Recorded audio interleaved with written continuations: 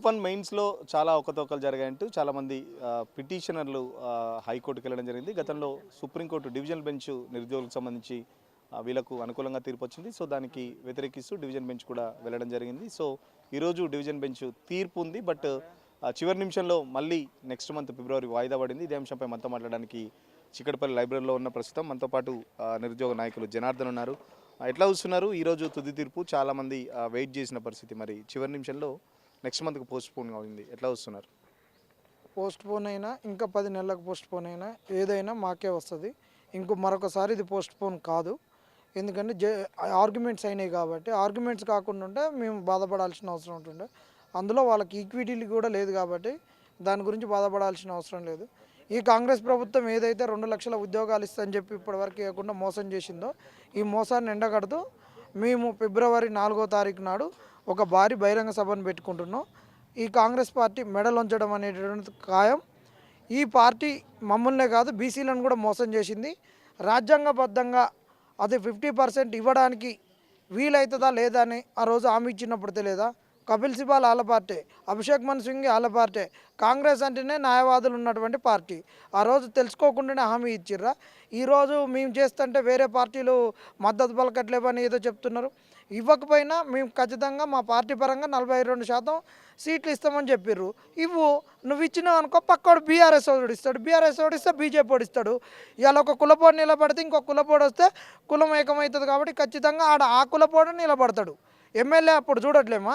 ఆడ రెడ్డిని నిలబడితే రెడ్డికే ఇస్తారు, బీసీ నిలబడితే బీసీకే ఇస్తారు.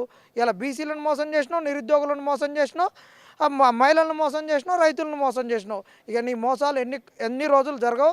రేవంత్ రెడ్డి కాసుకో. నిన్ను గద్దెనెక్కేయడానికి ప్రధాన భూమిక పోషించింది నిరుద్యోగులు. ఆ నిరుద్యోగులు ఈరోజు ప్రధాన భూమికగా పోషించి నీ ప్రభుత్వాన్ని కిందికి లాగడం, కూల్చడం ఖాయం. మొన్న సర్పంచ్ ఎన్నికల సంబంధించి మీటింగ్స్లో కూడా ముఖ్యమంత్రి రేవంత్ రెడ్డి చెప్పారుగా, త్వరలో కొన్ని ఉద్యోగాలు నోటిఫికేషన్లకు రెడీగా ఉండండి, ప్రిపేర్ కండి అని చెప్పేసి కూడా చెప్తున్న పరిస్థితి. వెయిట్ చేయొచ్చు కదా, మరి ఎందుకు మళ్ళీ ప్రోగ్రామ్స్ కొత్త ప్రోగ్రామ్స్ తీసుకుంటున్నారు? ఇప్పుడు దాని తర్వాత అసెంబ్లీ నడిచింది కదా, మరి అసెంబ్లీలో వైట్ పేపర్ రిలీజ్ చేయొచ్చు కదా. బయట మాట్లాడినట్టు ఎందుకు మాట్లాడుతున్నాడు? అసెంబ్లీలో మేము 1,70,000 ఉద్యోగాలను నింపినామని చెప్పిర్రు శ్రీధర్ బాబు వీళ్ళు. మరి అసెంబ్లీ అయిపోయాక ఎన్ని రోజులు అయింది? ఖమ్మం మీటింగ్ మొన్న అయింది. ఖమ్మం మీటింగ్లో 1,20,000 నింపినట్టే మాట్లాడతాడు. రేవంత్ రెడ్డి అనే వ్యక్తి ప్రభుత్వాన్ని నోటి మాటలతోటి నడుపుతున్నాడు. కాగితాల మీద జీవోలతోటి కానీ పనితోటి కానీ ఆయన ప్రభుత్వాన్ని నడపట్లేదు, నోటి మాటలతోటి అంతే. ఎవడన్నా ఏదన్నా అడిగింది అనుకో, తొండలు వదులుతాం, గబ్బిలాలు వదులుతాం, అయ్యి వదులుతాం, ఇవి వదులుతాం అని తిట్లు, పురాణాలు, నోటి మాటలతోటి లేనిపోని చేయని పనులు చెప్పుకోవడం అంతే తప్పితే ఏం లేదు. అలా నమ్మేది లేదు, ఏం లేదు. చేసేది ఉంటే నిండు అసెంబ్లీలో వైట్ పేపర్ రిలీజ్ చేసేది ఉంటే.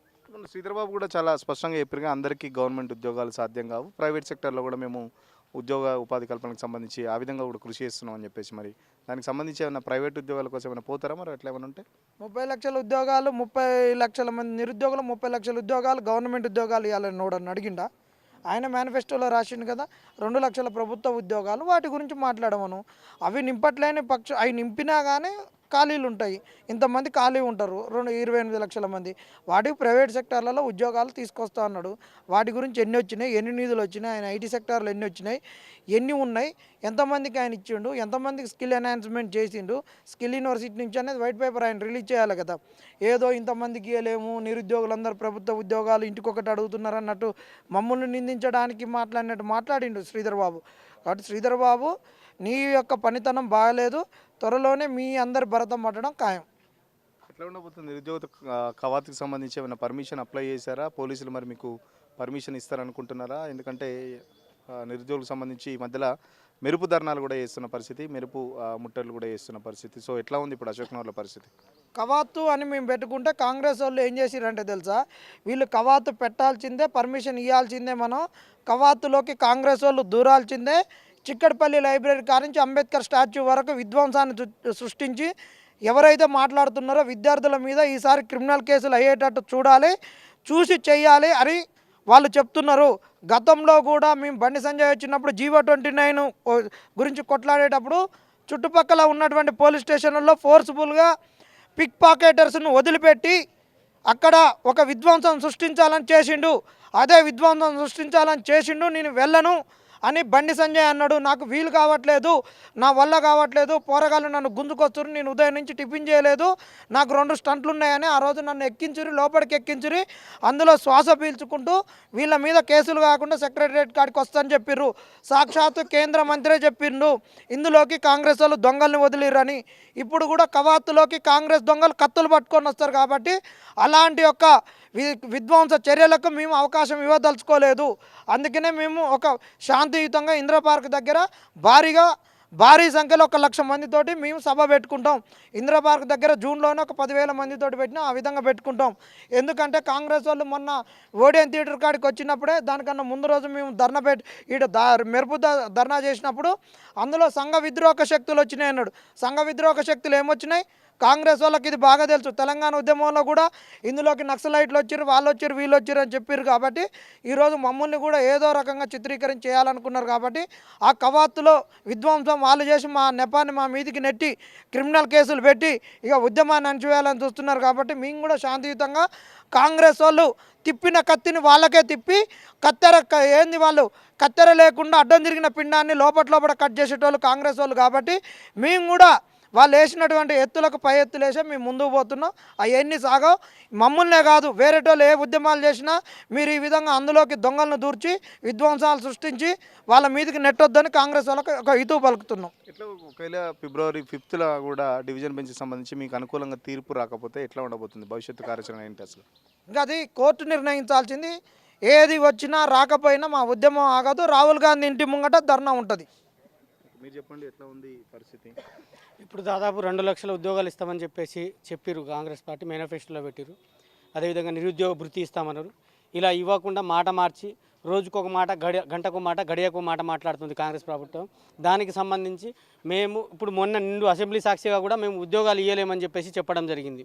తర్వాత మేము ధర్నాలు చేస్తే దాని తర్వాత ఏంది మేము అందరికీ ఉద్యోగాలు ఇవ్వలేమని మాట మార్చడంలో కాంగ్రెస్ పార్టీకి నెంబర్ 1 ర్యాంక్ ఇవ్వడంలో మాత్రం స్పష్టంగా తెలుస్తూ ఉంది. ఎందుకంటే ఇలా ఈ మన తెలంగాణలో మేనిఫెస్టో తయారు చేసినప్పటి నుంచి ఇప్పుడు దాకా ప్రతిరోజు అబద్ధ మాటల మీదనే కాంగ్రెస్ ప్రభుత్వం నడుస్తూ ఉంది. కానీ చేతల ప్రభుత్వంగా మాత్రం ఈ కాంగ్రెస్ ప్రభుత్వం కనబడతలేదు.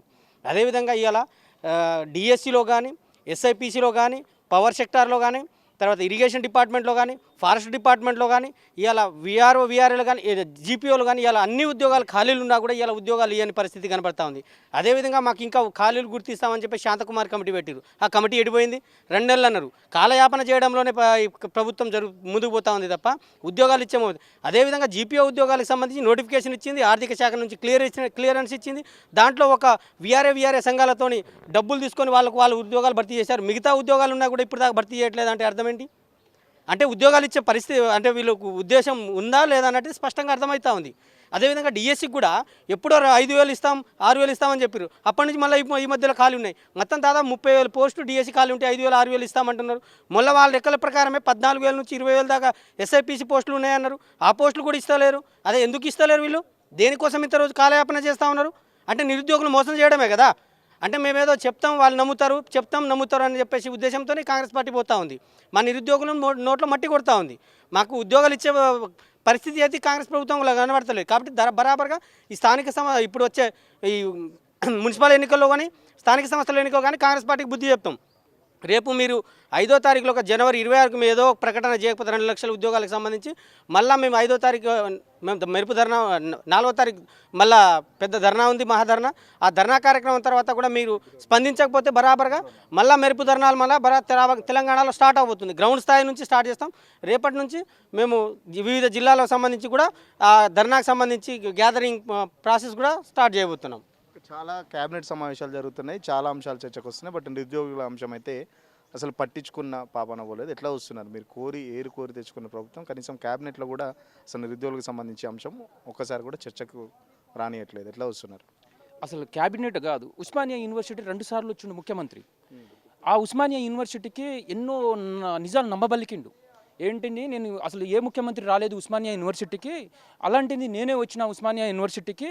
ఆ గడ్డ మీద ఇప్పటిదాకా ఏ ముఖ్యమంత్రి కూడా పోయి రాలేదు, నేను పోయి వచ్చిన అన్నాడు తప్ప అక్కడికి వచ్చి నిరుద్యోగులకు సంబంధించింది ఒక్క విషయం మాట్లాడిన పాపన లేదు. ఎందుకంటే వీళ్ళే అన్నారు మా ప్రజాపాలన, ప్రజాప్రభుత్వం, మీ సమస్యను మా దృష్టికి తీసుకురండి. గాంధీ భవన్కి పోయి చెప్పినో ప్రగతి భవన్కి ఏం చెప్పినో, బట్టి విక్రమార్కకి చెప్పినో, అండ్ చిన్నారెడ్డికి పోయి ఆడి ప్రగతి భవన్లో కూడా మేము వాళ్ళకి సంబంధించి మా బాధలు ఇచ్చినాం, అన్ని విధాలుగా ఇచ్చినాం. కనీసంగా ఉస్మానియా యూనివర్సిటీకి వస్తే అక్కడైనా మనం కనీసంగా ఏదో 30,000 40,000 అని ముందు రోజు ప్రకటన చేసి వచ్చి నమ్మబలికి వచ్చి ఏదో సభలు చెప్పుకొని వెళ్ళిపోయిండు ఆయన తప్ప మాకు నిరుద్యోగులుగా ఎటువంటి తీపి కబురు చెప్పాలి. ఆ 40,000 పోయినాయి, ఉస్మానియా యూనివర్సిటీకి 2 రోజులు వచ్చినాయి పోయినాయి, తర్వాత అసెంబ్లీ సమావేశాలు జరిగినాయి, అక్కడ జరిగినాయి. అవును, 1,000 కోట్లు తీసుకొని వచ్చిండు, కానీ 1,000 కోట్లు తీసుకురాకుండా ముందు ఒక 3 నెలల ముందు వచ్చినప్పుడు మీరేం చెప్పారు? ముందు రోజు కూడా చెప్పారు కదా, 40,000 ఉద్యోగాలు నోటిఫికేషన్ తీపి కబుర్లు చెప్పుకొని కొంతమంది కాంగ్రెస్ నాయకులు స్టేటస్ పెట్టుకురు, డెబిట్లో చెప్పారు, స్టేటస్ పెట్టిర్రు, అన్ని విధాలుగా చెప్పారు కదా. ఎక్కడ మరి ఆ 40,000 అయినా వస్తుందనే నిరుద్యోగులు 35 లక్షల రాష్ట్రం 35 లక్షల మంది ఎదురు చూశారు. మరి అది 40,000 కూడా రాలే. కనీసంగా ఇప్పుడు డిపార్ట్మెంట్ రిక్రూట్మెంట్ అయ్యి ఒక 2 సంవత్సరాలు అవుతుంది. కనీసంగా అప్పుడు కనీసంగా లాంగ్ జంప్ పోయి చిన్న తోనే 46 జీవో వల్ల పోయి వాళ్ళకి ఏజ్ లేదు. మీరు తొందరగా నోటిఫికేషన్ ఇస్తేనే కదా వాళ్ళకి ఏజ్లు సరిపోతుంది. మరి ఎప్పుడు వస్తారు? 2 సంవత్సరాలు అవుతుంది కదా. ఒక ఏడాదికి 2 లక్షల ఉద్యోగాలు ఇస్తున్నారు కదా. ఇప్పుడు 2 సంవత్సరాలు అవుతుందంటే 4 లక్షల ఉద్యోగాలు కదా. మరి ఇంకెప్పుడు భర్తీ చేస్తారు? మీ ప్రభుత్వం వచ్చి 2 సంవత్సరాలు అవుతుంది, ఇంకెప్పుడు మా సమస్య తీర్పిస్తారు? అందుకే థ్యాంక్ యూ. ఖచ్చితంగా ఫిబ్రవరి 4వ తారీఖు చాలా పెద్ద ఎత్తున ఇందిరా పార్కులో పెద్ద సభ ప్లాన్ చేస్తున్నామని చెప్పేసి చెప్తున్న పరిస్థితి. 2 సంవత్సరాలు అవుతుంది దాదాపు కాంగ్రెస్ పార్టీ ఉద్యోగాల పేరుతో నిరుద్యోగుల్ని మోసం చేస్తూ వస్తుంది.